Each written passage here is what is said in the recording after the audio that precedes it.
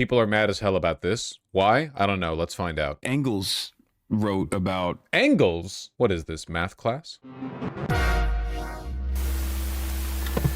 the concept of social murder.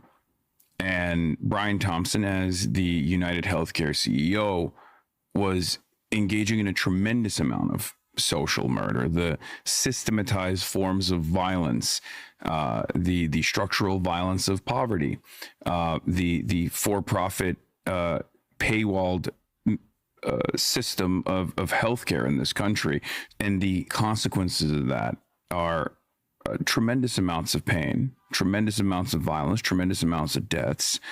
And that was a fascinating story for me, because Americans are very draconian about crime and punishment. They're very black and white on this issue. And yet, because of the pervasive pain that the private healthcare system had created for the average American. The fucked up thing is that like everyone on Earth, not specifically Americans, but everyone on Earth, on an intuitive level, understands this. They understand that Brian Thompson was a death merchant, that there are people in power who use their power to inflict mass suffering.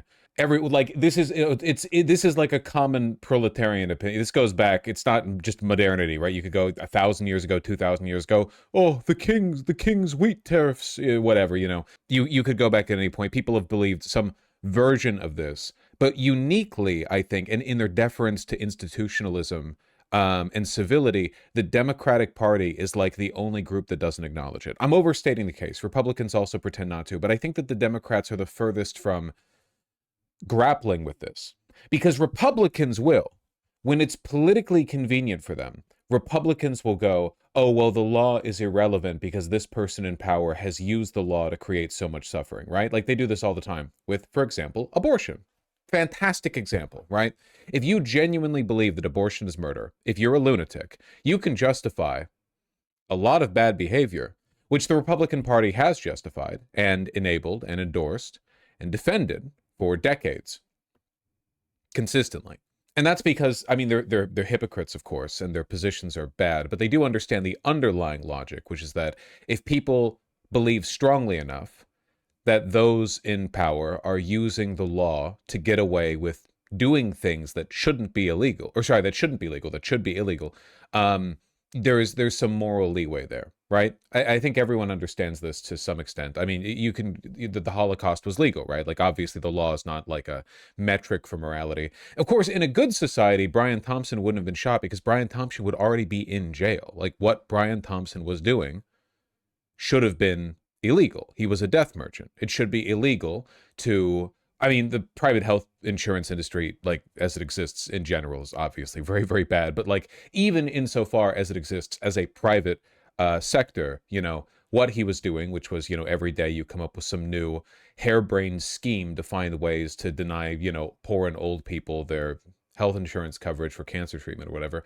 using AI to deny people, fucking up claims, forcing hospitals and nurses and orderlies to beg you for, 3 hours for every patient to cover something. Like, obviously, all of that should have been illegal. There should be some standard of medical practice. An insurer is as much a part of the pipeline for medical treatment as a doctor is. They might not perform the procedure directly, but they are vital in making sure that a patient can actually access it in the first place and not, die in a debtor's prison afterwards if it's not covered. So in a good world, Brian Thompson wouldn't have been shot because they don't allow guns in prisons unless you're a guard. Anyway, I don't know. There's some like feigned Democrat outrage over this, but everyone understands this. Everyone understands this. I used to think this was basic knowledge, but it's really not. I truly feel like the average person gets this.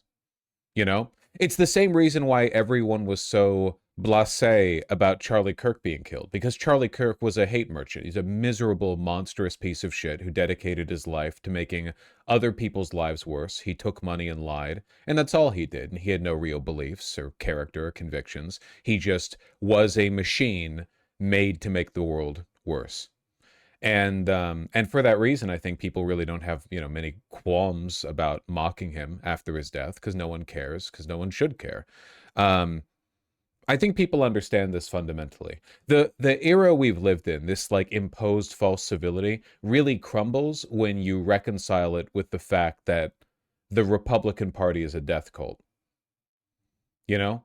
Like a lot of the presumed civility that we've lived under and dealt with and justified really falls apart when politically it is the goal of the other half of the country to end the world and kill as many people as possible on the way there. You know, it really falls apart, like real quick, you know? I saw so many people. Oh, also, one other thing. It is worth pointing out that we would not be having this conversation about Brian Thompson if he was in a third world country.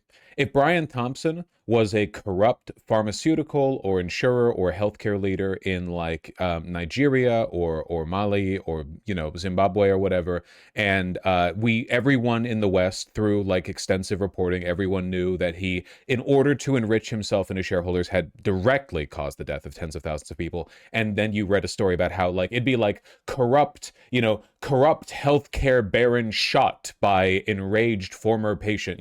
If you read something like that, no one in the West would care. Absolutely nobody. Not a single, nobody here would care.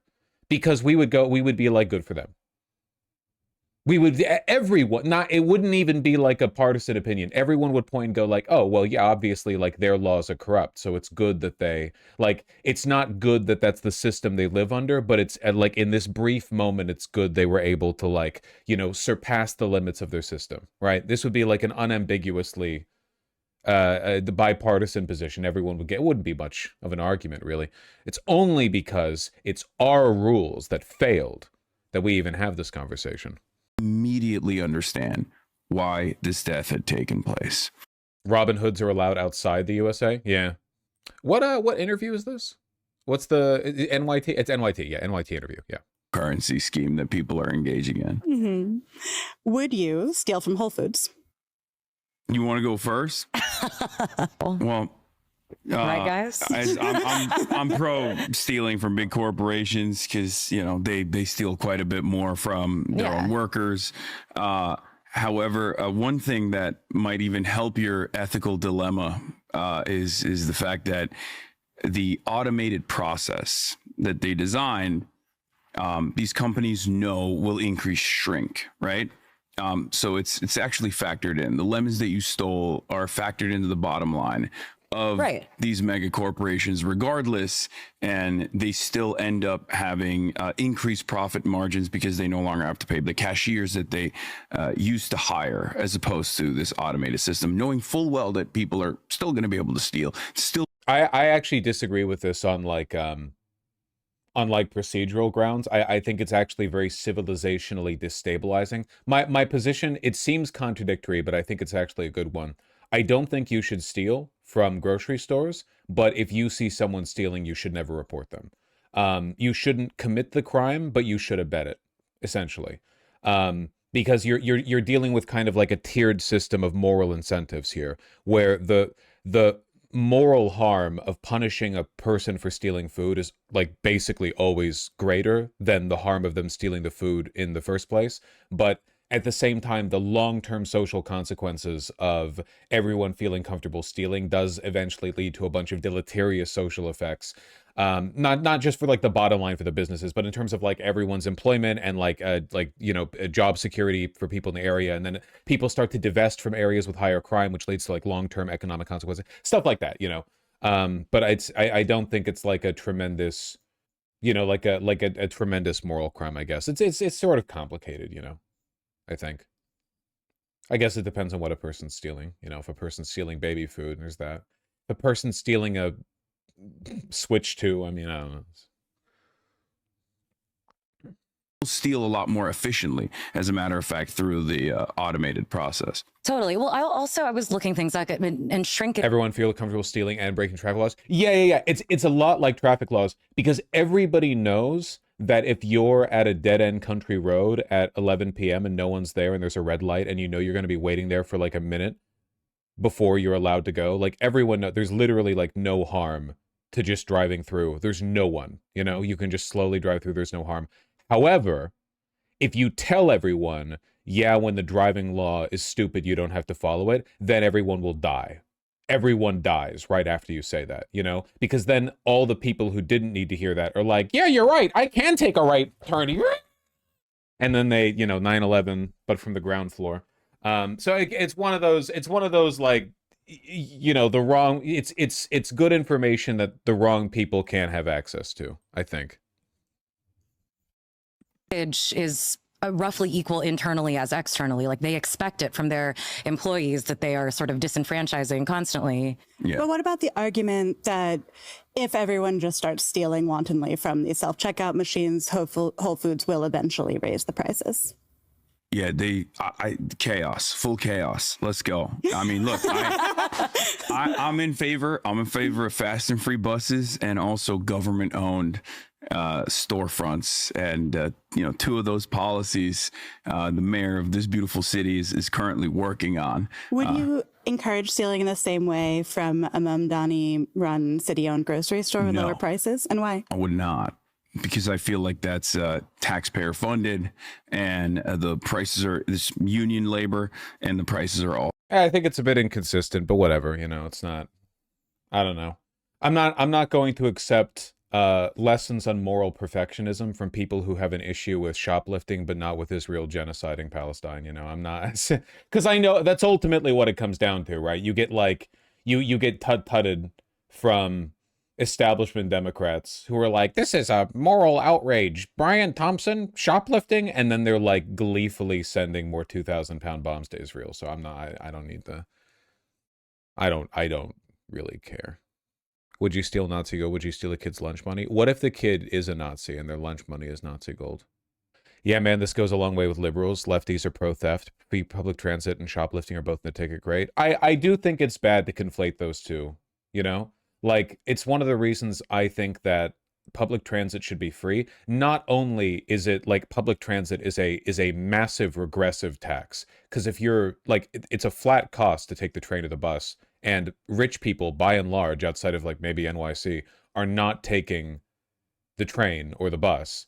So it overwhelmingly affects the poor, but it's also necessary for the city to function. So it just acts as a regressive tax. I think that they should be, I think they should be free. But there is a difference between the train being free and skipping the train fare. Because skipping the train fare is bad, but the train being free is good, Would you steal from baby Hitler? Yeah, I would, for sure.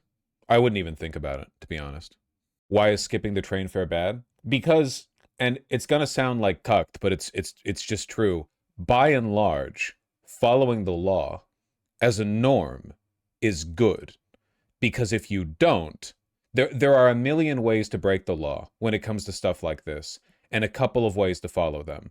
And if you open up the door to people breaking the law, they might not always break it in the way you like. The people shoplifting are not all shoplifting food as like hungry mothers feeding 2 children or whatever. A lot of them are shoplifting electronics so they can resell them on eBay.